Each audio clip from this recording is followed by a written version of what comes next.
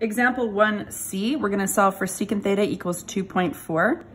So because this is a reciprocal function, we wanna write it in terms of cos theta. So we're gonna write cos theta, and we're gonna take the reciprocal of the number, 1 over 2.4.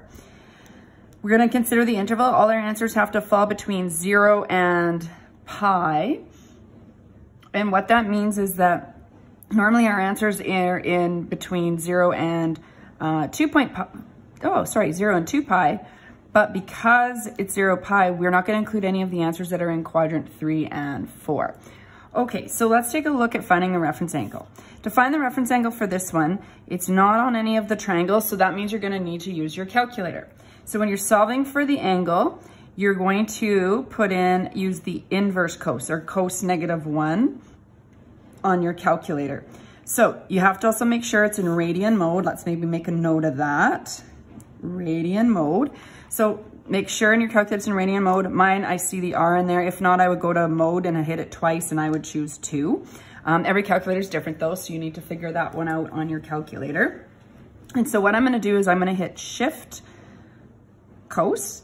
And now I need brackets, otherwise it's not going to calculate this properly because I need the entire inverse of this fraction, 1 divided by 2.4, and I'll close those brackets, and that gives me my reference angles. Now reference angles are between 0 and pi by 2, which is approximately 1.6, so that does make sense. I can't round this answer off.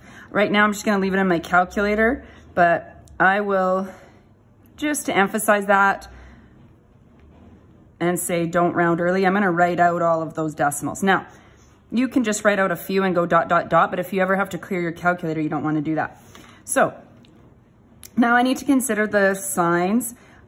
This is positive, so cos is positive in quadrant 1 and quadrant 4. So in quadrant 1, theta is equal to theta r. So that would mean that theta is equal to 1.141 because it says 3 decimals here.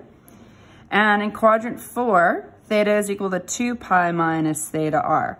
So I'm still going to show you how I would do this on my calculator. I would say, I don't want to round this off, so I would go 2 pi minus, and I would use the answer button. So it puts that number in for me. So there's no rounding, and I'd get 5.142. Now, I really didn't need to do that, but I wanted to just show the calculator piece. And the reason I didn't need to do that one is this particular question was written between 0 and pi. So this is actually past that's between 0 and 2 pi. So because the interval was shortened, I really didn't even need to show my work for that one, and I didn't necessarily need to write that out. Most of the questions right now are going to be between 0 and 2 pi, but watch for those intervals and be careful that your answers fall within them.